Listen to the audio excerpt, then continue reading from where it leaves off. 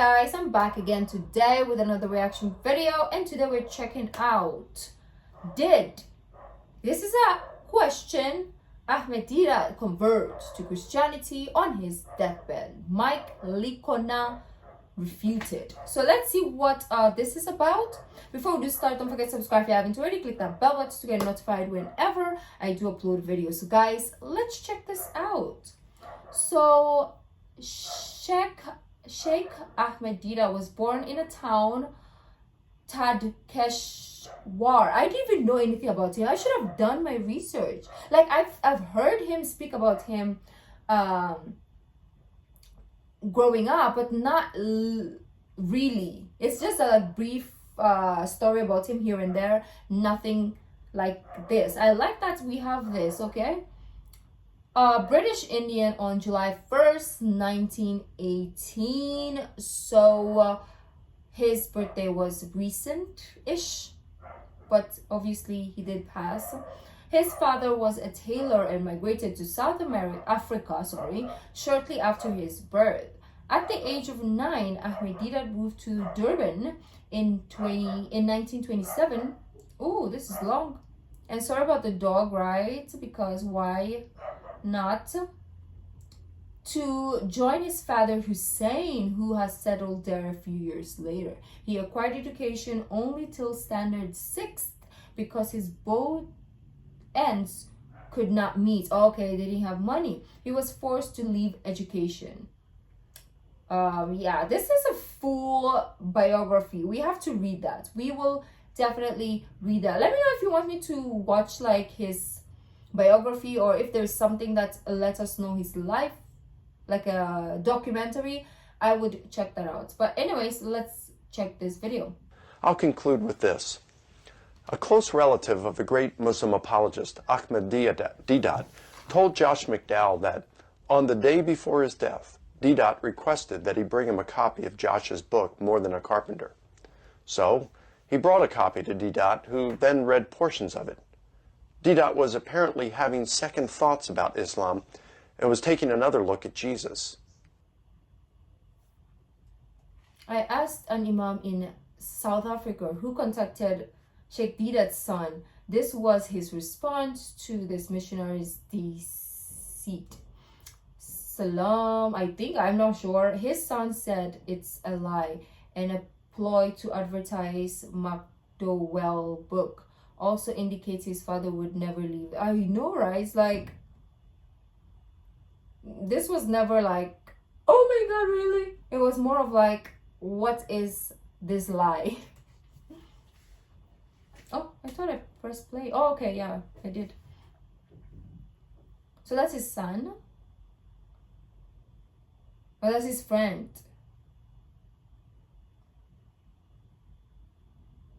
Excusez-moi. I should have not paused it then if I knew. Oh, what am I watching? What Licona is saying is even shamefully misrepresenting Josh McDowell. I'm gonna call him McDowell, sorry, but because McDonald's in the Philippines called McDowell. McDowell. Josh wrote this. Amazingly, a close relative of his came to me a few years ago when I was visiting South Africa and said, I felt you needed to know some details around the death of Ahmed.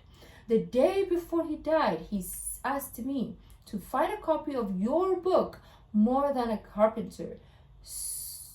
I feel like I know this book. Wait, I feel like I've seen this book before. Let's see that. More Than a Carpenter.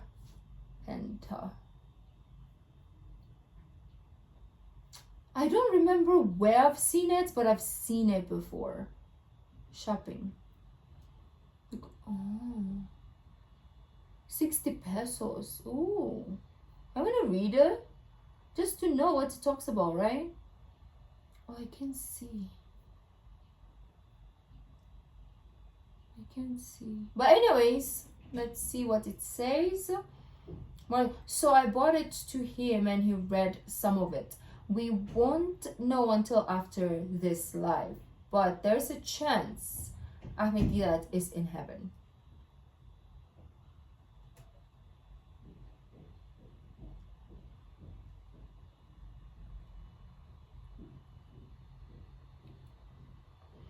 Also, all Josh said was that he was informed that Sheikh Ahmed Deedat read a bit from his book before he passed away. Josh then adds a wishful Christian thought. Lincona shamefully takes it further and adds a deceitful spin to it. Oh, so they were just like, pass the message, one message leads to something else, and then it leads to a lie at the end, right? People. Deedat was apparently having second thoughts about Islam and was taking another look at Jesus. Shameful. It's well known and noted in his biography. Sheikh Deedat was debating Christians and working for Islamic propagation from his sick bed. Oh, I didn't know that. Like, I didn't know what happened when he was ill and all. It's not surprising that he read some Christian missionary material on his sickbed as well. Oh yeah, okay. If he was still like working while he was in his in the hospital or wherever he was in his sickbed, then obviously he would have all the books, right? Why was he working when? Why was he still working? He's like, let me just do the last grind, Let me do what I can before I leave, is what he basically said. I mean, that's what I think he was doing, right? My assumptions. I should stop assuming. That's the problem of assumption, is we lead to this falsehood. But anyways, it's not surprising that he read some Christian missionary materials on his sickbed, as he was involved in debating Christian. Thus, it would have been part of his preparation to debate Christians. All debaters read materials from oppositions. True. Please do not spin it and make out Sheikh Deedat as reading it for any other reasons. Truths. Like me, you will see that I have all this mythology book, you'll be like, oh, okay, she's crazy, she believes in that, and and she's not a Christian or a Muslim because she reads like, yeah, people are dumb.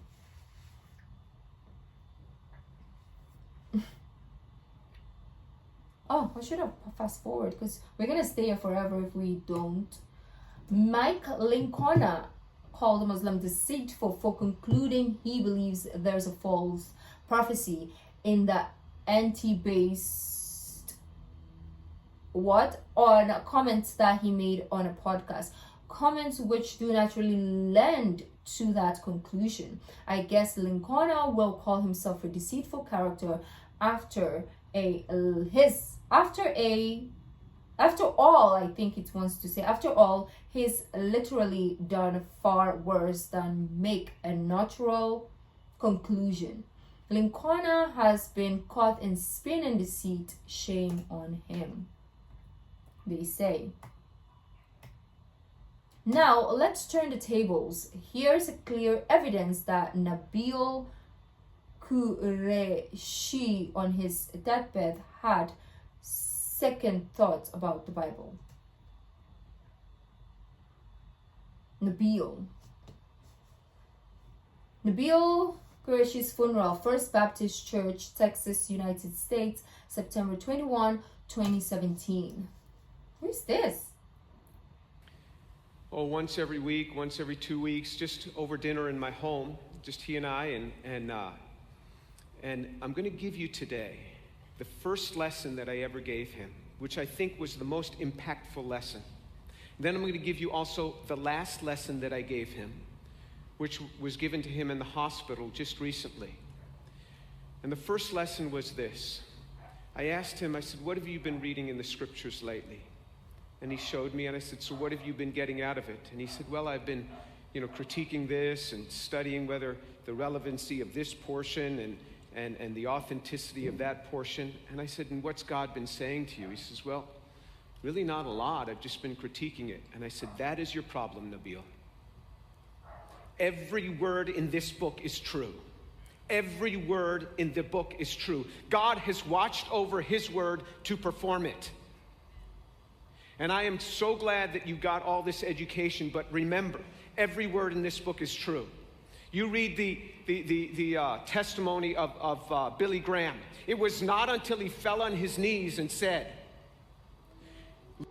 Well, if all the things in the book is true, then maybe you haven't read some parts of the book, because some parts of the books are... Lord, I take every word in this book as truth. It was only then that his ministry burst forth. And I said, you have some repenting to do. So we got down on our knees right there in the kitchen.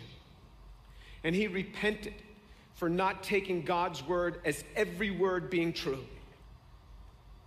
There is some chatter on the internet that Nabil... It is, some of it is God's words, but some of it is most of it is man's word. Because it was written by the apostles, it wasn't really... There's so many people who input into the Bible. So if I was to input something for the Bible, because I observe something, right? Like for example, I observe the descent or the ascension of Jesus. I would be like, oh, that day, what I saw was like this and that and the third. How I saw it and how that person saw it is so different. So if they took my observation and put it in the Bible, is that the word of God? Somehow denied the faith in the end. That is not true Just because at all. it's I was with in him the Bible almost doesn't mean every day. I'm gonna shut my mouth, because sometimes when you speak, people... And that is not will true at hate you all. more. I was with him almost every day for the last couple of months. Well, verily, why did I see well here, right? Verily, it is we who have sent down the example, the Quran, and surely we will guard it from corruption. Surah Al-Hijr. I think we reacted to Hijr, right? I'm not sure anymore. Let's see. Oh, that's it. Okay, so this was like not assumptions, but this was somebody, what's his name again? Yeah, the guy, McDowell, right? He was the one who just wanted to maybe to sell for money, of course. Money is the root of all evil, right? Because of greed and material possessions, we do a lot of like things that we shouldn't do as human beings. You can see that in a lot of religion. Because of money, they will just tell you whatever you need to hear. So yeah, sometimes, I mean not sometimes, but this materialistic world that we live in, it just makes you do and say things, right? Just because of the money. Like, when you die, are you gonna bring your freaking $1 billion? No. And even if you want to bring it, if you get buried with it, where are you gonna spend it? It's not like when you reach the gates of hell or heaven, it will say, can you pay? No. So why the fudge do people think that they need to kind of like lie their way to make $1 million to sell a book, right? Your money is, yeah, it's gonna help you in this lifetime, but you can do it in a decent form, right? You can sell your book some other way. You don't have to freaking make all these lies to sell a story, you know? Because anyways, thank you guys for joining. If you like this video, don't forget to give this video a thumbs up, subscribe if you haven't already. I'll see you in the next video. Bye.